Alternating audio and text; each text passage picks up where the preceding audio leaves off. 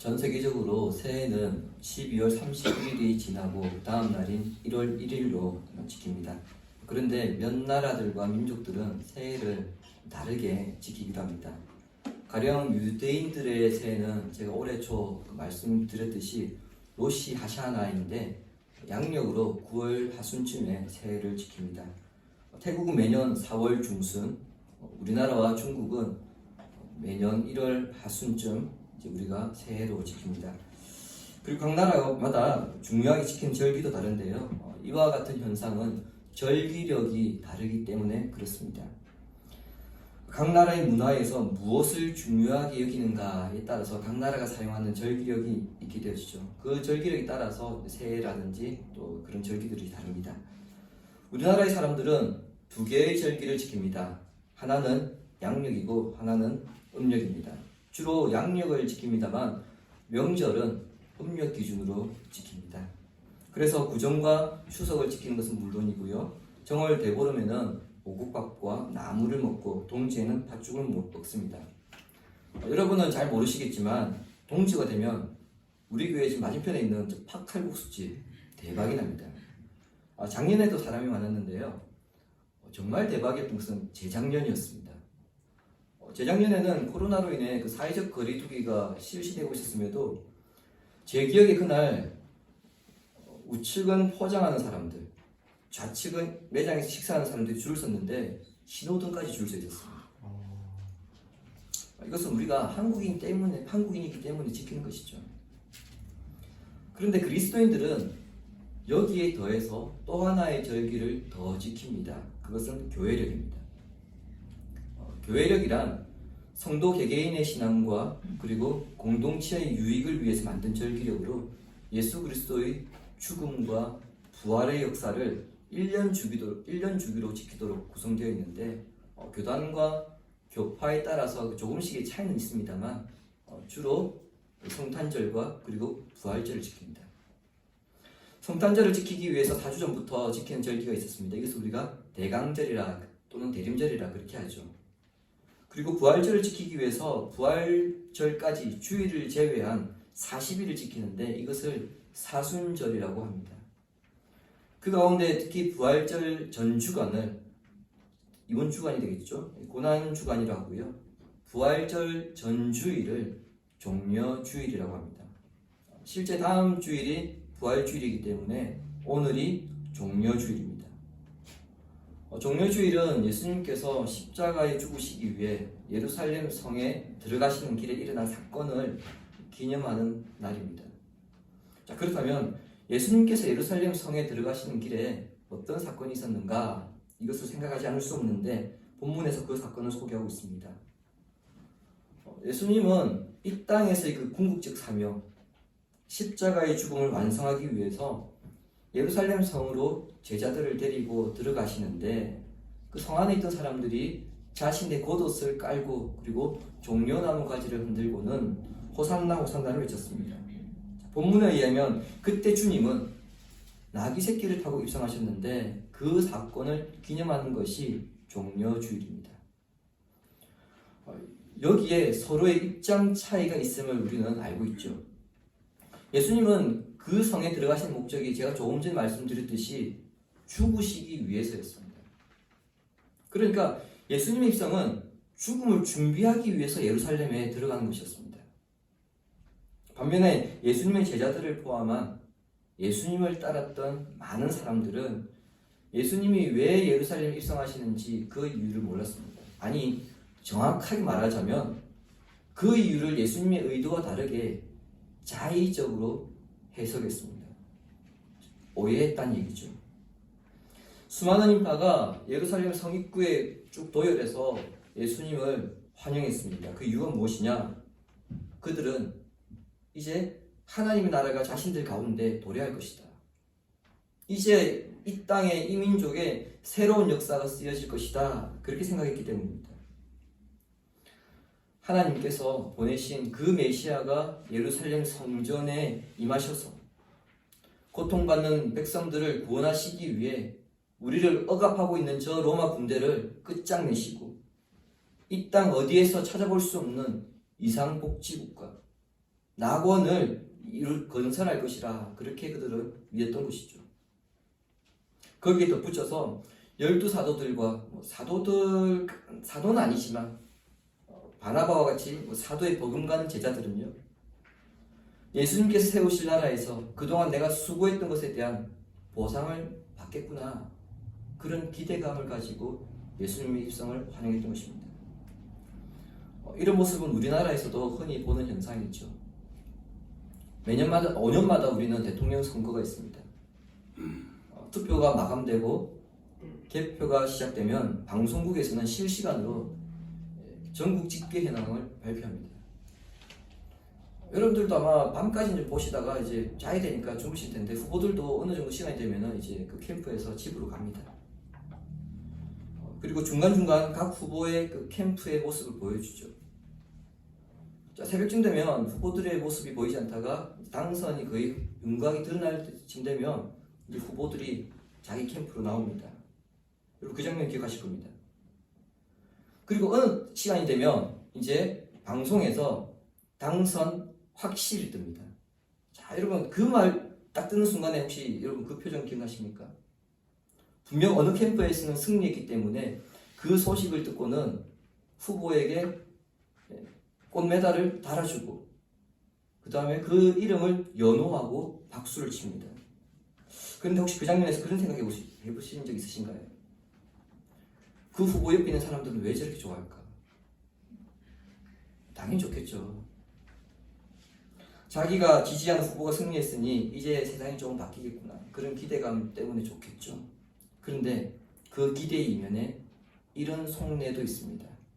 그래도 내가 이번 선거에서 내가 좀 힘을 썼는데, 그러니까 내가 이 후보 옆에 지금 가까이 있는데 나도 이제 뭔가 한 자리 하지 않겠느냐, 과연 난 뭘 할까, 그런 기대감이 그들로 하여금 소리를 지르게 한 겁니다. 이와 같은 일이 2000년 전에 예수님께서 예루살렘 입성하신 그날에 그 현장에도 있었습니다. 그 사람들이 가졌던 기대를 가졌던 근거가 있습니다. 그들은 예수님께서 공생의 기간 동안 하는 일들을 보면서, 아하, 저분이 하시는 일은 결코 사람으로서는 하실 수 없는 일이구나, 이것을 보았고 들었기 때문이죠. 간략하게 요약하자면 이런 거죠. 풍랑과 바람을 잠잠케 하시고, 그것은 오늘날 현대 과학으로도 어쩔 수 없는 거잖아요. 초자연적인 그런 능력을 가지셨다는 겁니다. 안전뱅이를 일으키시고 귀신 들린 자를 고치시며 배고픈 사람들에게 먹을 것을 주시며 심지어 죽은 자를 살리셨다는 이 이야기들을 본 사람이 있었고 또 들었습니다. 그런 분이 우리의 왕이 된다면 로마로부터 해방되는 것은 시간 문제겠구나, 그런 기대가 있었기 때문에 예수님이 입성하실 때에 자신들이 할 수 있는 최선을 다해서 예수님을 환영했던 것입니다. 마치 레드카펫 깔듯이 자신 겉옷을 벗어서는 그 예수님 가시는 그 길에 쫙 깔고 종려나무 가지를 흔들면서 호산나 호산나 외쳤습니다. 즉 그들은 로마로부터의 승리를 꿈꿨던 겁니다. 그래서 종려주일에 있었던 이 사건을 가리켜서 승리의 입성이라고 그렇게 말합니다.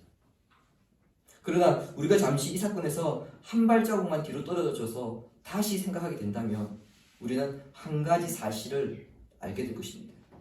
그것은 예수님의 예루살렘 입성이 이번이 처음이 아니라는 겁니다. 복음서 전체를 종합해서 읽어보면 예수님은 태어나실 때부터 이미 예루살렘으로 가고 계셨습니다. 이렇게 볼 때 예수님의 예루살렘 입성은 마태복음 21장에서 나타나는 것이 아니라 족보가 기록되어 있는 마태복음 1장에서부터 예수님의 예루살렘 입성은 시작되고 있었음을 알 수 있습니다. 그래서 복음서에서는요, 예수님과 예루살렘과의 사이에 그 깊은 관련이 있다는 것을 종종 드러내고 있습니다. 몇 가지 예를 들어보자면, 가장 먼저 예수님께서 태어나신 곳이 어디냐? 베들레헴입니다. 베들레헴은 예루살렘과 8km 정도 떨어져 있거든요. 저희 집이 만년동이니까 우리 교회에서 만년동까지 8km가 안 돼요. 굉장히 가까운 곳입니다. 예수님께서 베들레헴에 태어나셨을 때에 그때 동방에서 박사들이 예루살렘에 도착해서 유대인의 왕이 태어났던 말을 듣고는 그 아기가 어디 있느냐, 왕이 어디 있느냐 묻습니다. 근데 여러분 그 말을 했을 때 예루살렘 성이 발칵 뒤집어집니다. 동방 박사는 분명 기쁨의 소식을 가지고 왔고요. 실제 그들은 아기에게 경배하기 위해서 귀중한 예물까지 준비해서 왔습니다. 그러나 기쁨의 소식은 곧 비명과 절망이 가득한 피의 도시로 만들어버렸습니다. 예수님께서 공생애를 시작하시기 전 세례 요한에게 세례를 받으시고 그리고 이제 40일간 광야에서 금식할 때입니다. 그때 마귀는 예수님을 거룩한 성, 거기로 데려가서는요, 성전 꼭대기에 예수님을 세웁니다. 그곳에서 뛰어내리면 하나님께서 천사들을 보내어 너로 하여금 털끝 하나 다치지 않게 할 것이다. 그렇게 말했죠. 그때 그 거룩한 성이 예루살렘 성입니다. 마귀는 예수님을 그 거룩한 성 예루살렘 성 안에 있는 그 성전 꼭대기에 세워놓고는 뛰어내리라고 함으로써 당신이 어떤 존재인지 스스로 증명해보라, 그렇게 말한 겁니다. 하나님의 임재의 상징인 그 성전을 한낱 출세를 위한 도구로 전락시켜버렸던 것이죠. 하나의 예를 더 보겠습니다. 예수님께서 십자가를 지시기 전 대략 7개월 전쯤입니다. 공생애 이제 후반이죠. 어느 날 예수님은 제자들에게 사람들 말고 너희들은 나를 어떻게 생각하느냐 그렇게 물으셨습니다. 그때 베드로가 주는 그리스도시요 살아계신 하나님의 아들이십니다, 그 고백을 하죠. 그 고백이 끝난 후에 예수님은 제자들에게 처음으로 순환 예고를 하십니다. 즉 내가 고난을 받고 죽을 것이다, 그 예고를 하십니다. 주고 있습니다. 마태복음 16장 21절 보시기 바랍니다. 이때로부터 예수 그리스도께서 자기가 예루살렘에 올라가 장로들과 대제사장들과 서기관들에게 많은 고난을 받고 죽임을 당하고 제3일에 살아나야 할 것을 제자들에게 비로소 나타내시니, 아멘. 예수님께서 최종적으로 예루살렘에 가게 될 것인데 그날은 어떤 날이라고 하십니까? 고난을 받고 죽임을 당하는 날이다, 그렇게 밝히십니다. 이 순환 예고가 있은 이후에도 예수님은 두 번 더 순환 예고를 하십니다. 그것은 하나같이 예수님의 고난과 죽음을 가리키고 있고요. 그 일이 일어날 곳이 어디냐? 예루살렘이라고 주님은 그렇게 밝히십니다. 몇 가지 예를 통해서 알 수 있는 것은 예루살렘은 영광스러운 곳입니까? 아니요. 오히려 그곳은 피의 도시가 될 것이고요. 그곳은 영광스러운 곳이 아니라 허영이 깃든 곳이 될 것이며 죽음의 도시가 될 것임을 가르치고 있습니다. 무슨 말입니까? 예수님께서 보여주실 예루살렘은 사람들이 기대하는 예루살렘과 다르다는 겁니다. 예루살렘은 하나님의 구원이 임하는 것을 보여주는 상징적인 도시가 될 것인데, 그렇게 되기 위해서는 뭐가 먼저 있어야 되느냐? 고난과 죽음이 먼저 있어야 된다는 겁니다. 이 사실을 복음서에서 한결같이 강조합니다. 따라서 그런 성문을 통과한다는 것은 곧 다가올 십자가의 고난과 수치, 죽음의 길로 들어서는 것을 의미합니다. 여러분, 죄인들을 우리 교회에서 이제 제가 집으로 가다 보면 한 번씩 그 대전 교도소에서 나온 호송차를 볼 때가 있습니다. 호송차가 다 막혀있기 때문에 그 안을 볼 수 없습니다만 우리는 그 사람들을 볼 수 있겠죠. 그리고 그 차가 영광스러운 모습인가요? 그렇지 않습니다. 부끄러운 모습입니다. 왜요? 죄인입니다.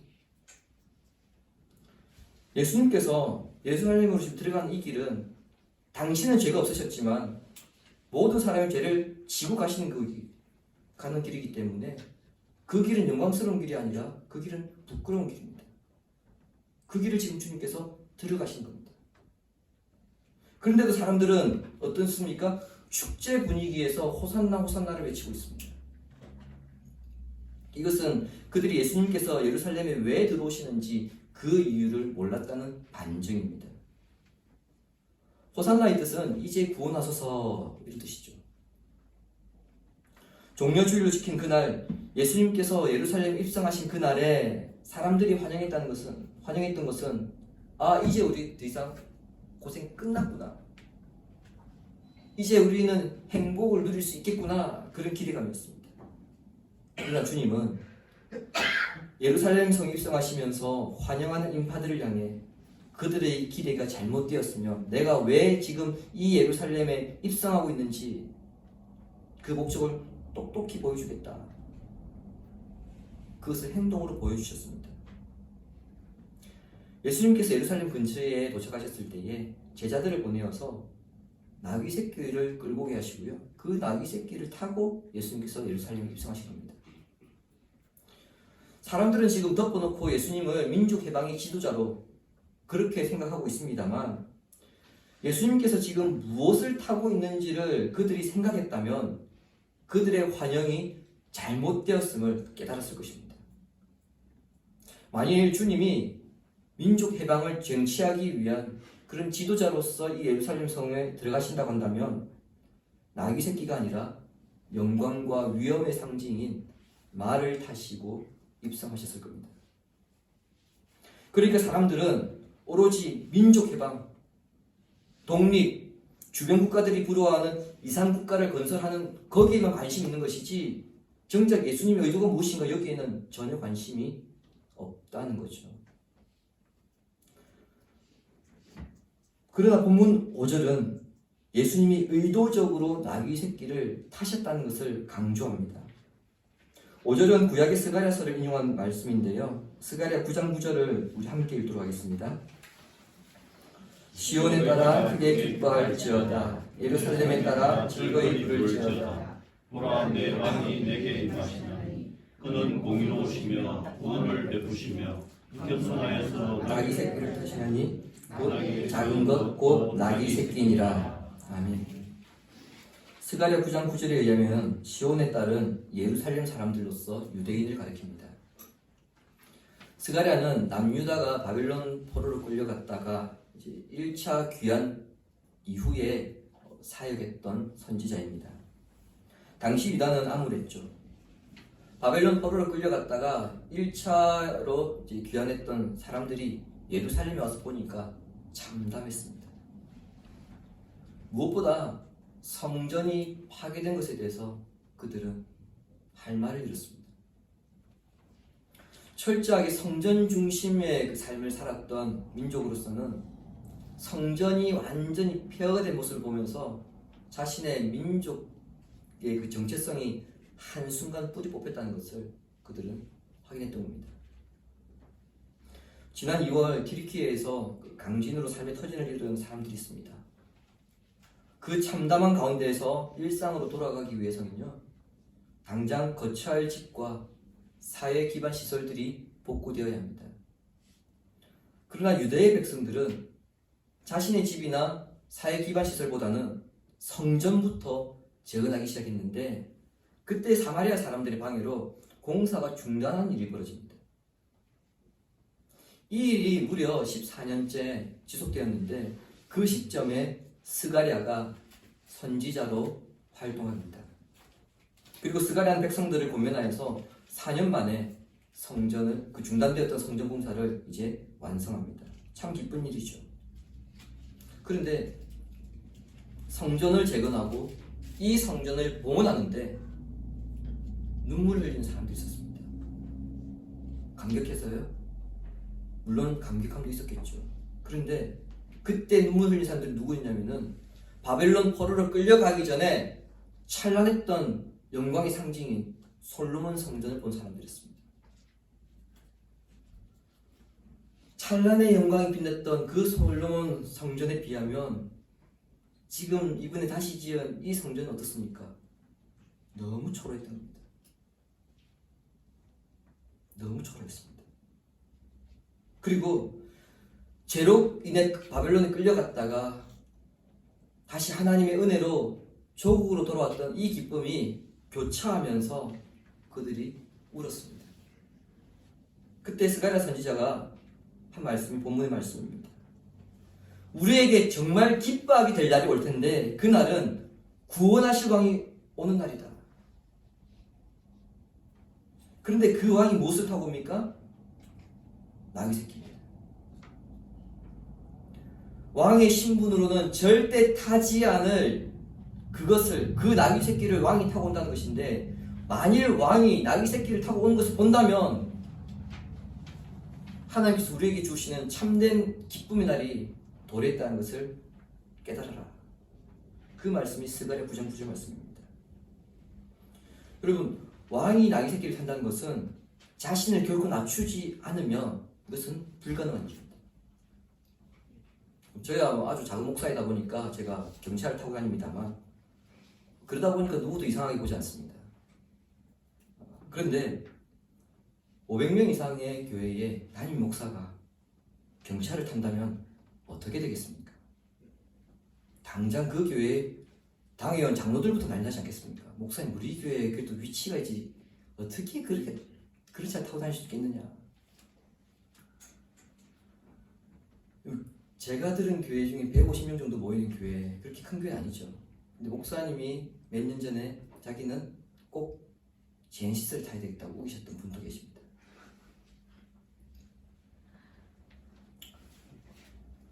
여러분, 이게 우리가 사는 사회입니다. 그런데 왕이 나귀 새끼를 탄다?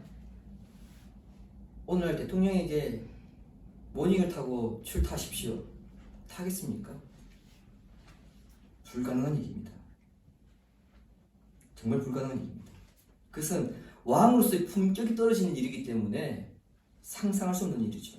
따라서 스가랴 선지자는 만일 왕이 나귀 새끼를 타고 온다면 그것이 곧 징표다.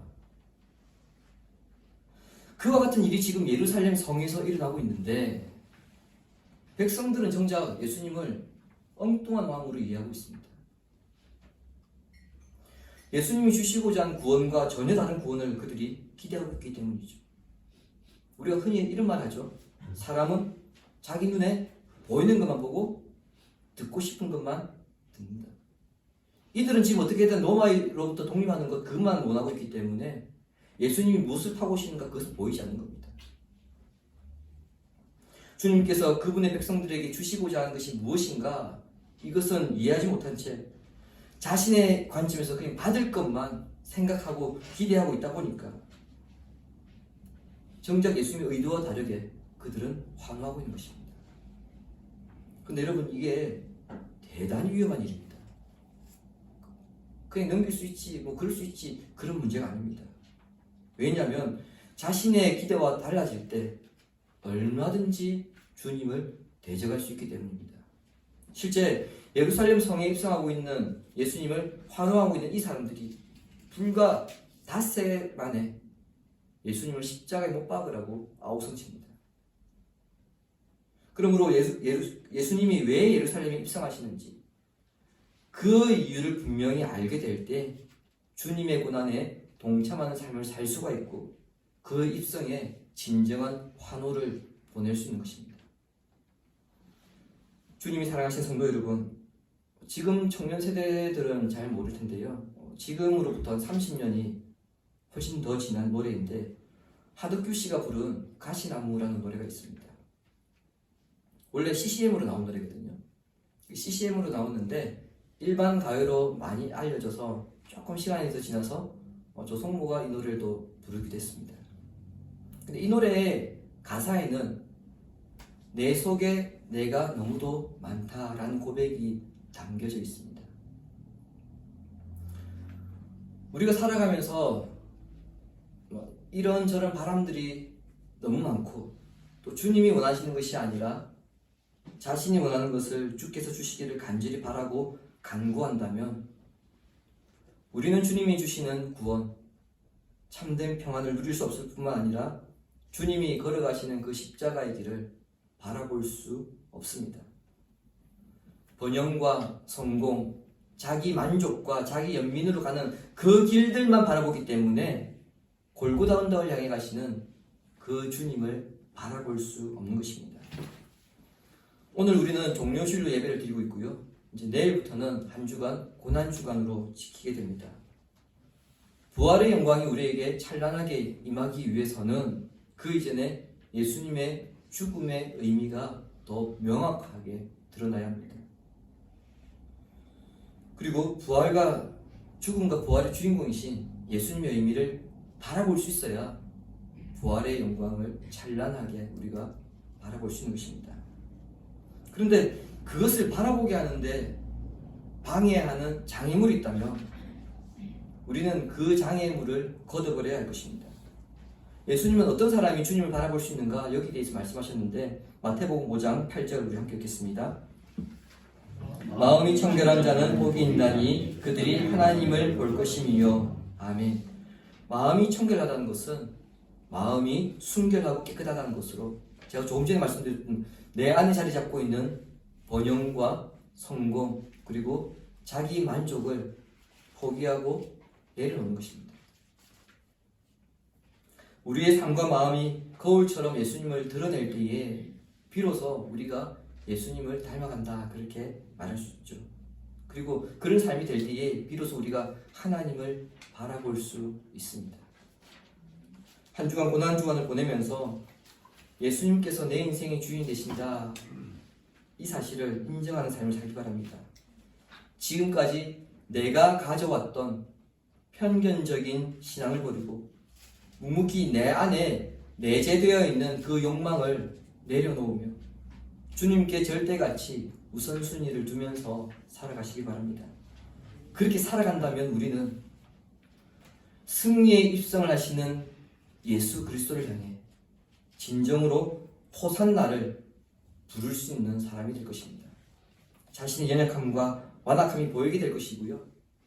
그 연약함, 완악함 때문에 주님의 긍휼과 주님의 자비를 더 간절하게 바라게 될 것입니다.